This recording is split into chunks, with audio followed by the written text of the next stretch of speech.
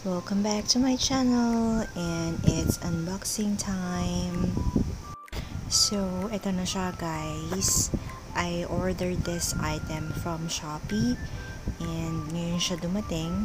I-unbox natin siya dito sa labas lang ng bahay namin kasi ganun talaga kapag may mga deliveries ako online, talagang dito ko lang siya sa labas binubuksan kasi I need to disinfect, alam nyo na, and after that diretso sa basurahan yung mga box and then the plastic, yung mga bubble wrap na yan. So ito na siya guys, I'll show you. This is the Anycast M2 Plus wireless blah blah blah, tama ba yan?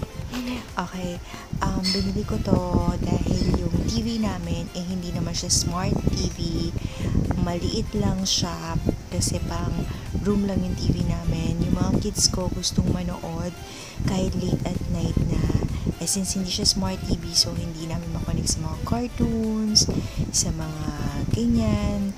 So binili ko siya and i-connect na natin siya ngayon. Ayan. So, syempre, kailangan nyo ng remote control.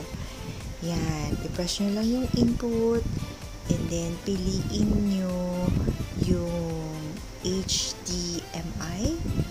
Ayan. So, click nyo yan para mag-appear yung Anycast. By the way, guys, it looks like USB na inilagay ko na siya sa likod ng TV namin kasi napakahirap, nag-struggle talaga ako kasi hindi yung Anycast yung item ang may kasalanan, kundi yung itsura or yung pinaka-design ng likod ng TV kung saan nandoon yung HDMI port. Mahirap siyang ilagay kasi parang may nakaharang na paa ng TV. Ayan siya, nasa likod siya.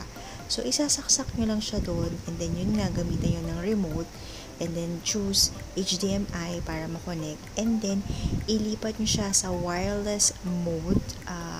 Wireless mode ba yun? Yun, ilipat nyo siya, i-on nyo yun. I-click nyo muna yung nasa likod, yung Anycast. Click nyo siya sa likuran para mag-light siya, para mag-on yun. And then, hanapin nyo sa phone nyo yung wireless display. Ayan, iba-iba ata yung kinalalagay nyo sa settings. Depende sa phone, sa unit mo. Ayan, in-on ko na yung wireless display. Ay mag-a-appear yung Anycast and then available na siya. So, ang gagawin natin is click natin siya para ma-connect siya sa phone natin. Ayan. So, FYI guys, kailangan nyo ng internet connection para gawin to kasi hindi kayo makaka-connect, hindi nyo mapapanood sa ordinary TV nyo yung mga gusto nyong panoorin sa YouTube, ganyan, kung wala kayong internet connection. Ayan, so naka-display na siya kasi naka-connect na siya. Once naka-connect na siya, yung phone sa TV, ayan, makikita nyo siya. Pwede nyo nang i-open yung YouTube nyo. Ayan, tapos yan, pwede nyo i-landscape yung phone nyo or pahalang para maging pahalang din siya sa TV. Lalalabas yung mga gusto nyong panoorin. Ayan, kunwari, ayan, example, ayan. So, ayan yung gustong-gusto ng baby boy ko, yung Crash Boom Bang na channel kasi gusto niya yung mga cars, ayan. So, i-landscape natin siya para maganda siyang mag-appear sa screen. Ayan, so kung ano yung screen sa phone nyo, ganun din yung lalabas sa TV nyo. Kung pahalang din siya. Kung padiretso, diretso rin siya.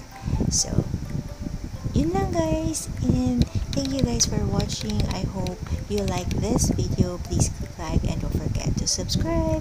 See you next time. Bye!